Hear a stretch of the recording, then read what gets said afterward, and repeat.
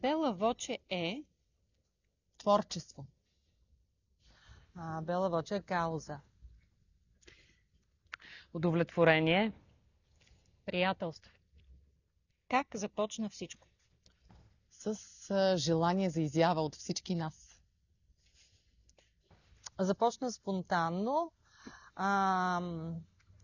Идеята дойде от Маги, нашата първа пианистка и така инициатор на това, което направихме в последствие. Маргарита Илиева. Млади колежки, които дойдоха в състава на Националния филхармоничен хор, ни накараха да направим концерти. Неда, Юлето и Маги. И направихме концерти и така започнахме да се събираме, започна да ни става приятно. И така се роди идеята да направим състав и тръгнаха нещата. Спонтанно, всъщност. За мен всичко започна с това, че отидох на концерт на Бела Воче. На първата програма, която те направиха през 2014 година, която беше изцяло от испански песни. И още тогава от гледната точка на публика си казах колко хубаво, колко ми се иска и аз да съм там на сцената заедно с тях. Как попадна в Бела Воче? С моите приятелки и колежки и най-вече Маги Илиева, нашата пианистка, и Неда, които ни подтикнаха да направим този проект. Въобще не съм попаднала. Аз съм от първите, които направихме това, така че от самото начало. Така че, да, там съм. От началото съм и аз. Не знам точно как съм попаднала, явно Бела Воче е попаднал в живота ми. Как попаднах в Бела Воче? Това е много интересна история. Тък му бях започнала нова работа и ми се обади Елена, за да ме попита дали бих се включила по заместване в една от новите им програми. И аз много съжалих, че точно в този момент нямаше как да се включа. Бях много заета и така и не се случиха нещата тогава, но само 2 години по-късно отново ми се обадиха Маги и Елена и ме поканиха отново да се включа в същата програма. Този път нямаше как да кажа не. Как са разпределени ролите в състава и каква е твоята роля? Никой не отговаря категорично само за едно нещо. Всяка от нас прави по няколко неща. Напоследък, може би Мария и аз отговаряме за организиране на репетиционния процес. Миленка много се старае напоследък в декорацията на сцената. Ели много успешно общува с администрацията и с част от гостите. И много други неща. Всеки прави всичко, май. Не знам. Може би Роси прави организация на залите и репетициите. Миленка твори като автор и режисьор. И всички правим всичко, май. Не знам, така си мисля. Помагаме си. Другите ще кажат каква е моята роля. Върша много неща, но като цяло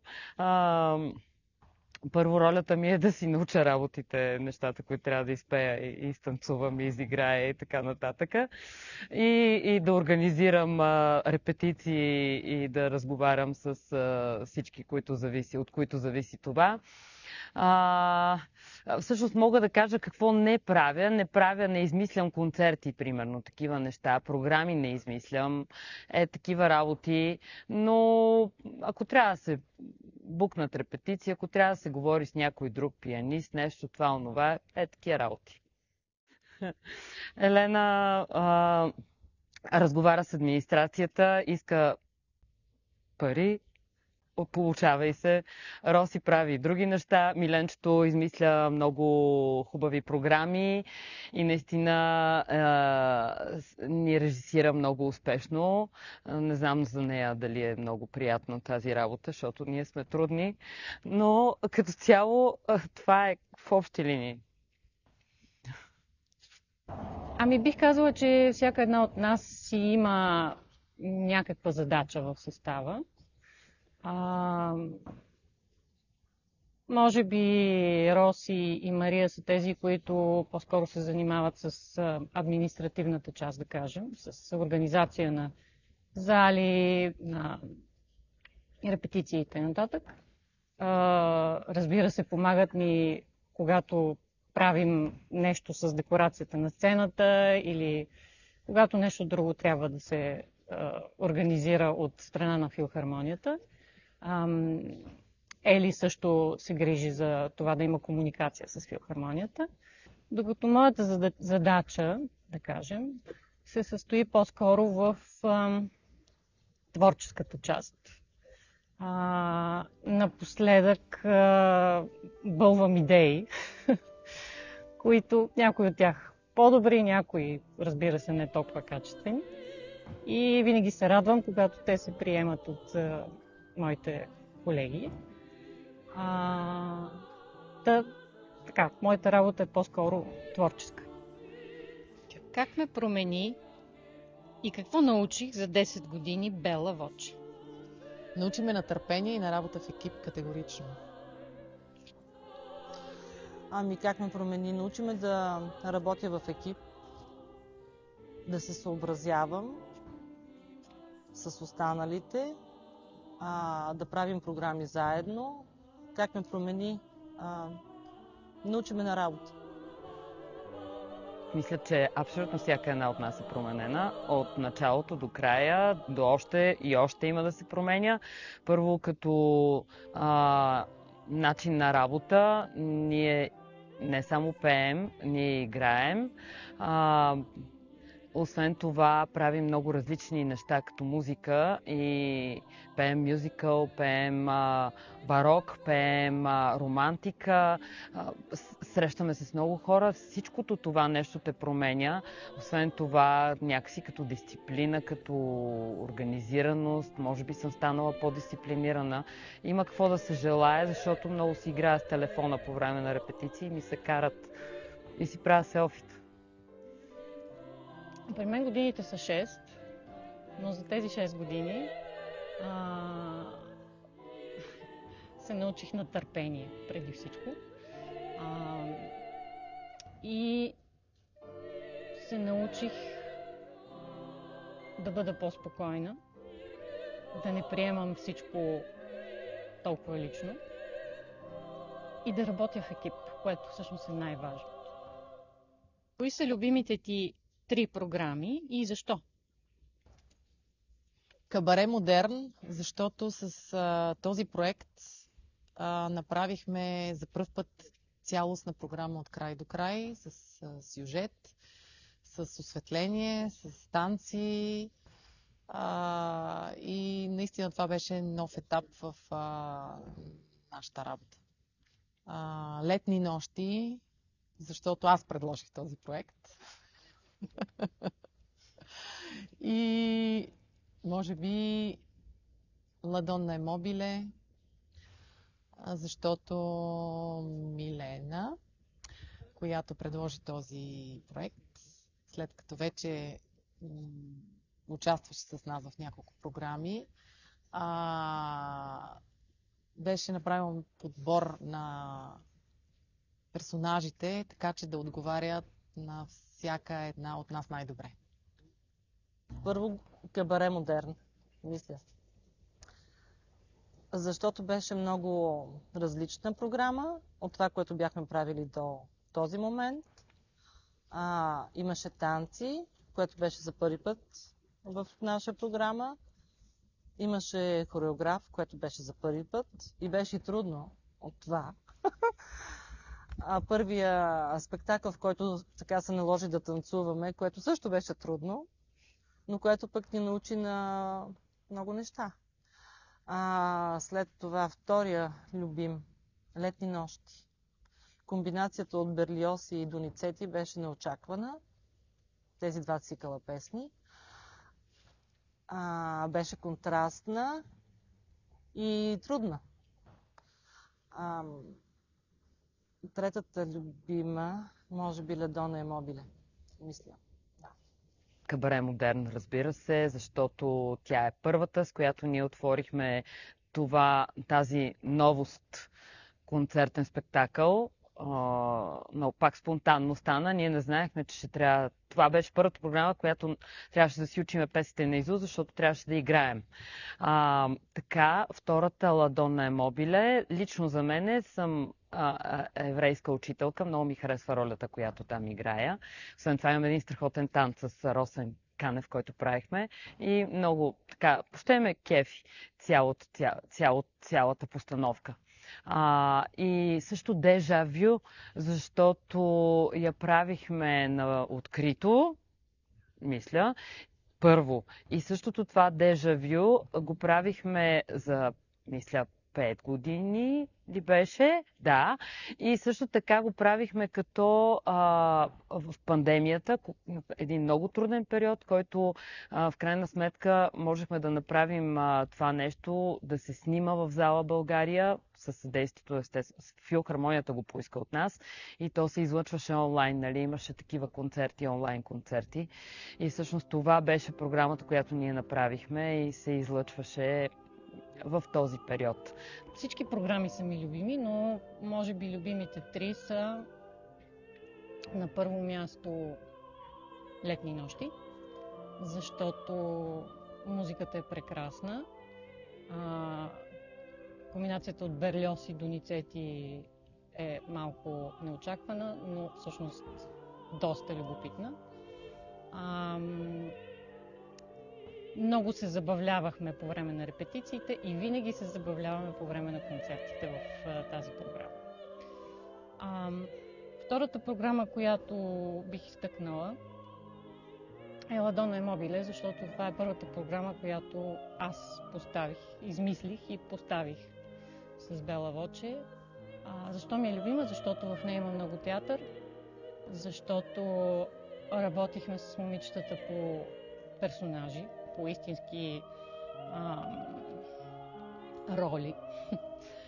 И се радвам, че успяхме да постигнем доста сериозни успехи с това, което направих.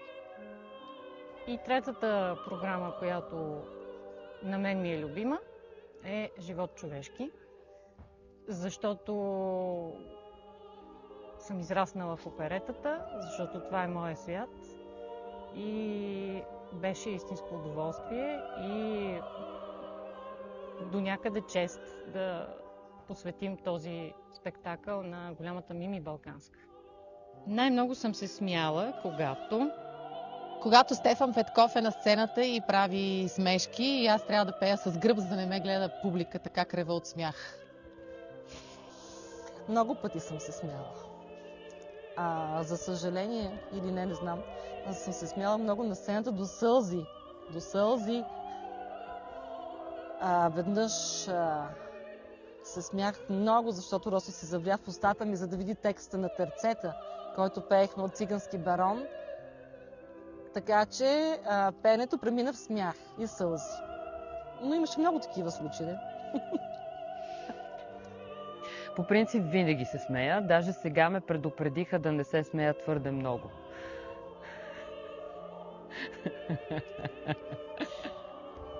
Най-много се смея по време на всички репетиции на Бела Воче, но най-много се смях, когато репетирахме Влюбеният пилигрим. И ситуацията беше следната. Застанали сме всички в кръг около Маги, която тогава акомпанираше. Тя засвирва ансамбъла, който трябва да запеем. И в последната секунда Мария се обръща към Елена и каза: "Ау, много хубав шал имаш, откъде ти е?" Просто умряхме от смях. Плаках, когато трябваше последния път да изпея Погребален блуз след една много тежка загуба. Не помня. Плакала съм от смях. Да. Така и да остане. Ами, когато, примерно, някой се откаже в последния момент за спектакъл, и аз съм имала такива моменти, когато съм плакала. Много трудно е. Първо ми е много мъчно. И второ, само като си представя как трябва да търсиш заместник, което е ужасяващо само по себе си. Защото, нали, казва се, че всеки човек е сменяем, няма незаменими хора, но аз не мисля напълно така. Да, така е и не е така, защото това, което ти си правил с даден човек, просто никога не може да се смени. Плакала съм 2 пъти по време на спектакли на Бела Вочев. Първият път беше, когато Роси пя една песен от Берлиоз и аз се разчувствах. Добре, че не ми се налагаше да пея в този момент. И втори път плаках по време на Ладона Емобиле, когато Стефан Врачев свиреше своето Шопеново соло. Какво си пожелаваш за Бела Вочев в следващите 10 години? Да пееме пред нова публика на нови места. За 10 години не знам колко можем да планираме, но се надявам ентусиазма да остане. Турнета повече, извън страната, още по-интересни програми. Също така имам визия за това да се прехвърли, да се продължи поколенчески смисъл.